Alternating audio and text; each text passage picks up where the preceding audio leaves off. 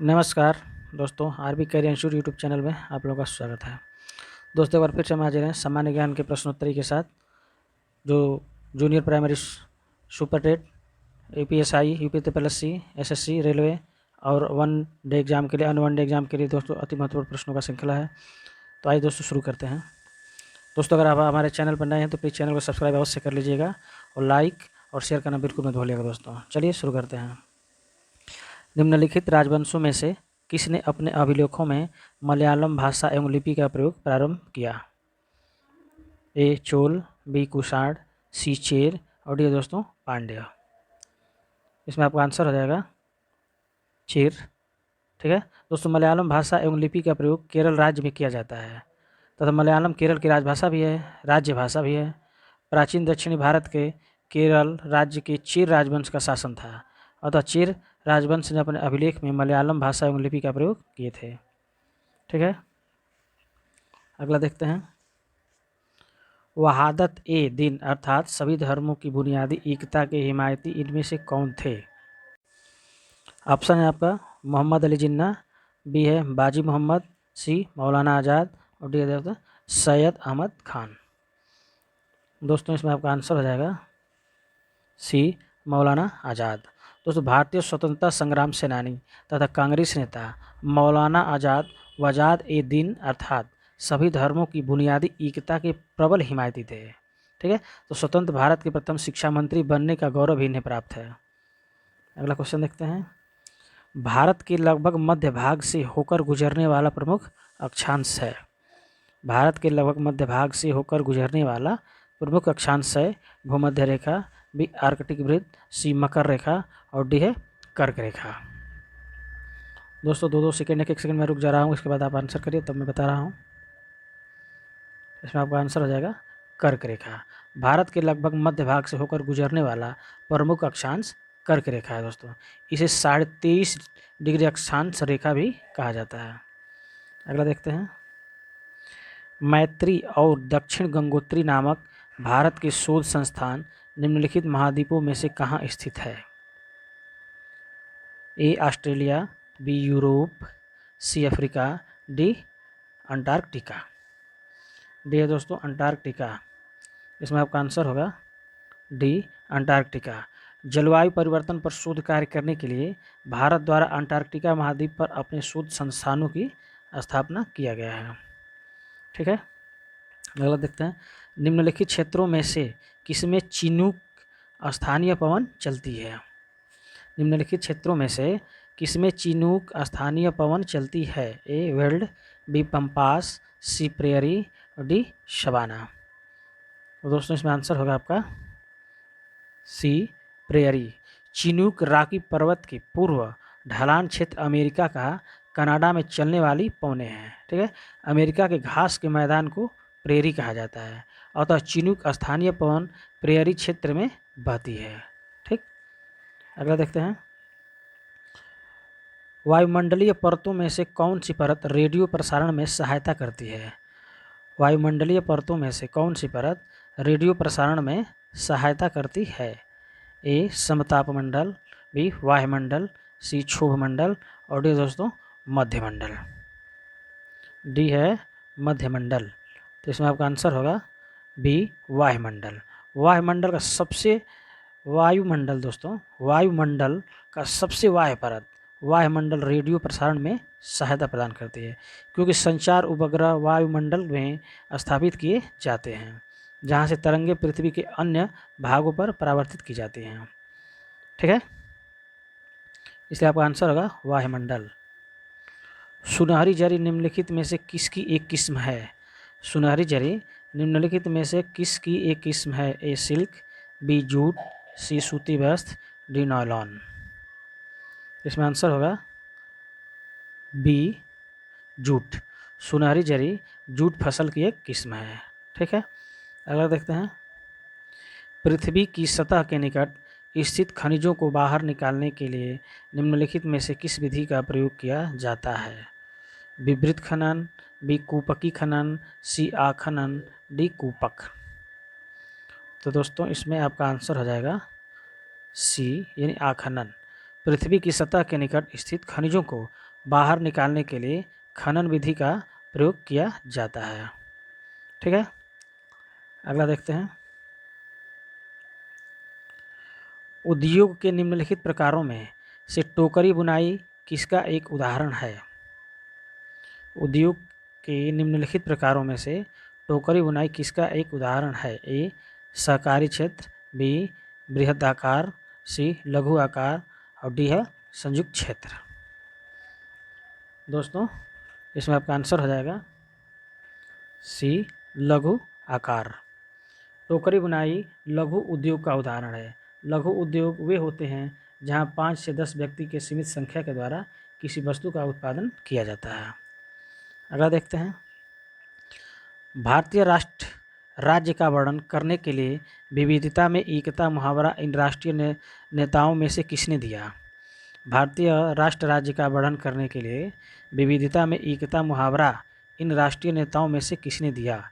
ए Mahatma Gandhi, B बाल गंगाधर तिलक, सी सरदार वल्लभ भाई पटेल और डी है पंडित जवाहरलाल नेहरू। तो दोस्तों इसमें आपका आंसर हो जाएगा डी पंडित जवाहरलाल नेहरू। सर्वप्रथम भारत के संदर्भ में विविधता में एकता का मुहावरा भारत के प्रथम प्रधानमंत्री एवं प्रमुख राष्ट्रीय नेता पंडित जवाहरलाल नेहरू ने दिया था। अगला देखते हैं। कृष्णा राज सागर बांध निम्नलिखित नदियों में से किस पर बनाया गया है? कृष्णा राज सागर बांध निम्नलिखित नदियों में से किस पर बनाया गया है? ए महानदी, बी कावेरी, सी गोदावरी और डी है कृष्णा। तो दोस्तों आंसर हो जाएगा इसमें बी कावेरी। कृष्णराज सागर बांध कावेरी नदी पर बनाया गया है। इस बांध का निर्माण वर्ष 1924 में किया गया था। इस बांध की ऊंचाई की अगर बात करें तो 38 मीटर तथा इसकी लंबाई 3.5 किलोमीटर है। दोस्तों अगला क्वेश्चन देखते हैं। सुल्ताना का स्वप्न नामक कहानी की लेखिका इनमें से कौन थी? सुल्ताना का स्वप्न नामक कहानी की लेखिका इनमें से कौन थी? ए रुकैया सखावत हुसैन, बी पंडिता रमाबाई, सी मुमताज अली, डी रास सुंदरी देवी। तो आंसर होगा इसमें ए रुकैया सखावत हुसैन। सुल्ताना का स्वप्न नामक कहानी की लेखिका रुकैया सखावत हुसैन थे। यह पुस्तक स्त्रीवादिता को प्रदर्शित करती है तथा यह पुस्तक 1905 में लिखी गई और वर्ष 1908 में प्रकाशित की गई थी। अगला क्वेश्चन देखते हैं। गुलामगिरी नामक पुस्तक इनमें से किसने लिखी? गुलामगिरी नामक पुस्तक इनमें से किसने लिखी? E V. Ramaswamy Periyar, B doctor B R. Ambedkar, C Jyotiba Rao Phule, D Shri Narayana Guru. दोस्तों आंसर होगा इसमें आपका सी ज्योतिबा राव फुले। गुलामगिरी नामक पुस्तक की रचना प्रसिद्ध समाज सुधारक ज्योतिबा राव फुले की थी। ज्योतिबा राव फुले का जन्म महाराष्ट्र में हुआ था। ठीक है, इन्होंने दलित समाज के उत्थान के लिए महत्वपूर्ण प्रयास किए और इन्होंने सत्य शोधक समाज की भी स्थापना की थी। अगला देखते हैं।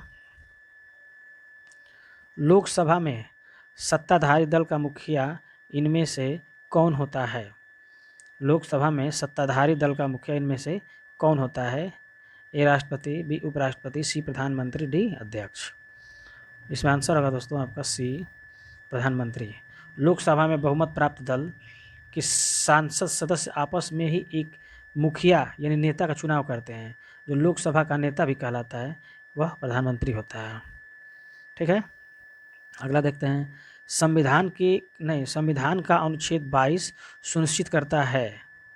संविधान का अनुच्छेद 22 सुनिश्चित करता है ए संवैधानिक उपचार का अधिकार, बी गिरफ्तारी के दौरान या हिरासत में दुर्व्यवहार से बचने का अधिकार, सी शोषण के विरुद्ध अधिकार, डी है शिक्षा का अधिकार।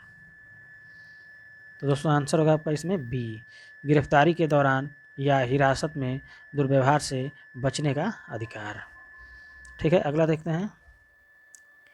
निम्नलिखित में से किस विकल्प को दंड आरेख द्वारा सबसे अच्छे तरीके से दर्शाया जा सकता है? ए तापमान, बी वायुदाब, सी वर्षा, डी आर्द्रता। दोस्तों आप इसमें आंसर करिए।